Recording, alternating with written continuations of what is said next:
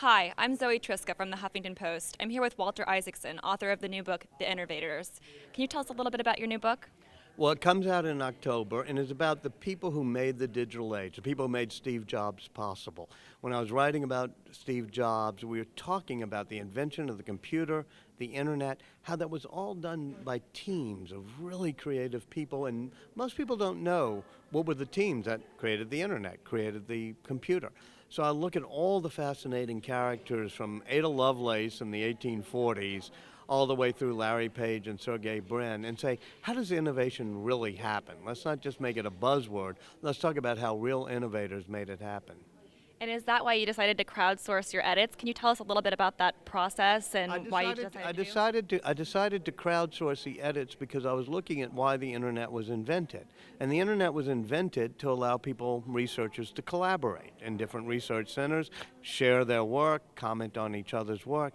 And I said, oh, well, why don't I do that? Why don't we use the internet for what it was invented for?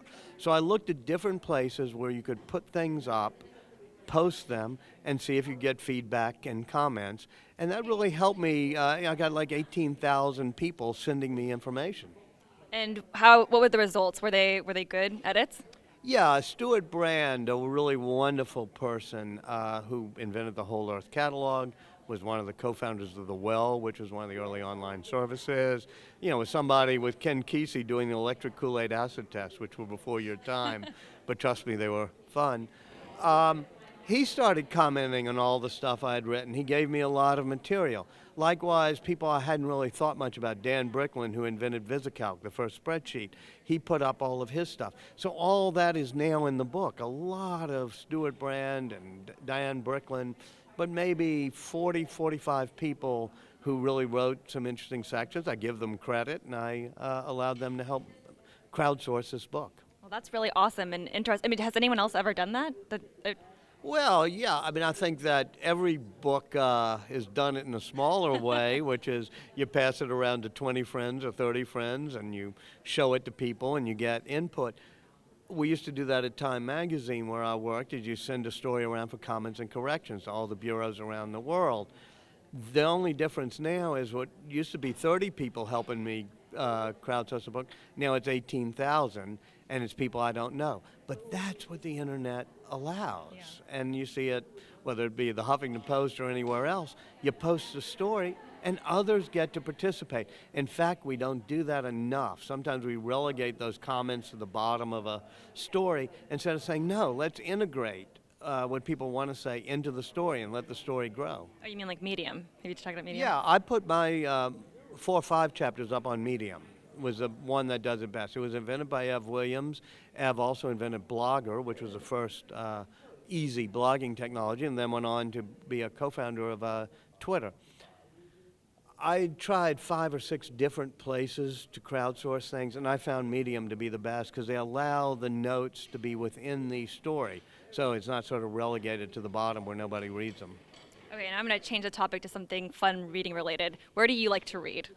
Where physically do Yes. I like to read? You know, I like reading on paper sometimes because I love reading in the backyard. Mm-hmm. And there's, you know, we live in Washington. You can sit in the backyard and, you know, pile of books, pile of magazines. And it reminds you that for all the new technologies, paper's a pretty good technology too. It's portable. You know, it has a long battery life, good interface. So I guess my biggest pleasure is sitting out in the backyard reading. And what is the one book that you think everybody needs to read besides your own? Oh, that's so hard. I find that people lose sight of some of the great old novels. I think Walker Percy's The Moviegoer. I tried to read that every few years.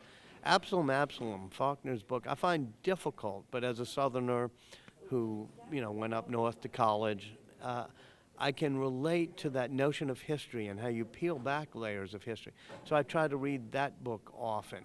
Those are not like the 2 books everybody should read, but those are the 2 books that I reread most recently, just as I finished the manuscript for this book, because I feel every now and then you got to get back to how we wrestle with history in a literary way. Thank you so much for your time. This is Zoe Triska for Book Expo America.